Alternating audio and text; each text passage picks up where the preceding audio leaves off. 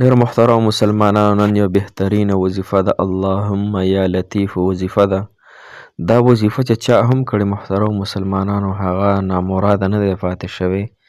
د هغه حاجات، د هغه مقاصد، د هغه بند بیړۍ الله جل شانه روانې کړي دي.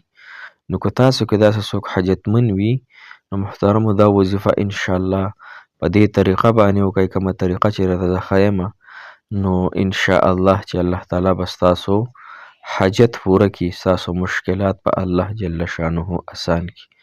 او داسې حاجات چې کم حاجتونه ستاسو نه پوره کیږي، داسې بیمارۍ، داسې کارونه چې هغې دپاره تاسو ډېر وظایف وکړو لیکن الله جل شانه هغه سر ته نه رسوي. محترمو، حاجاتو پوره کولو والا، ګوره دا خبره ذهن کې کېږدوئ، د حاجاتو پوره کولو والا رب صرف د الله جل شانه دی.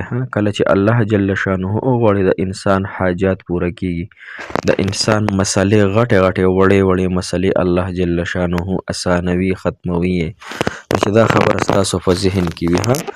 نو دا وظیفه چې کومه ده، نو دا ګوره لطیف نوم دی، ډېر زیات مهربانه په چا باندې؟ په خپلو بندګانو باندې. نو دا د الله تعالی نوم دی صفتي، او الله جل شانه په خپله فرمایي چې ما په خپلو ښکلو نومونو باندې رابلئ چې زه ستاسو حاجات پوره کوم، زه ستاسو مسلې ختموم. محترمو، خو موږ کې دا کار ده چې کله زمونږ حاجت وي نو دومره وظایفې کوو، او چې نه نو بس بیا وظیفې نه کوو، بس بیا تش په لهو لعب کې، په ګناهونو کې، او دغه رنګې د الله تعالی په نافرمانو کې اموخته یو. نو دا خبره ذهن نه وباسئ او کټ کئ چې د الله تعالی نافرمانیانې به نه کوو. دا وظیفه انشاءالله کوو، کومه دا چې درته زه نن ښیمه انشاءالله.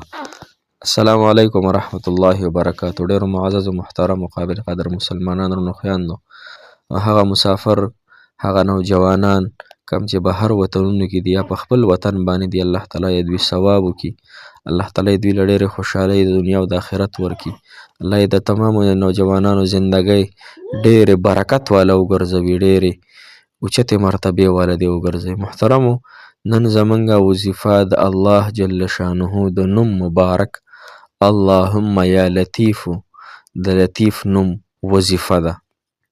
او علماو ذکر کړي دي چې کم کور کې یو مصیبتي، که غټ او که وړوکی وي، د هغې نه د وتلو طریقه نه معلومیږي، لرې پورې د هغې د حل کېدو څه امکان نه وي، نو هغه انسان دپاره پکار دی چې دا وظیفه وکړي، نو د هغه حاجات په الله جل شانه پوره کړي. صحیح شوه؟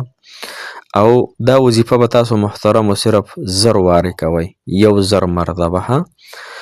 دا به 1000 مرتبه کوئ، او چې کله دا وظیفه وکئ نو علماو ذکر کړي د دې ثوابو به جناب محمد رسول الله صلی الله علیه وسلم ته عطیه کوي، یعنی هدیه به یې ورته کوي، دا به ورته ولیږئ.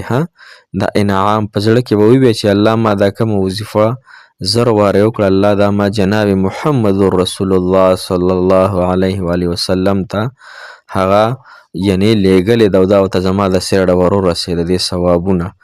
حضور پاک سلام الله تعالی بخلی دی محترمو د هر قسم مخکني رستني.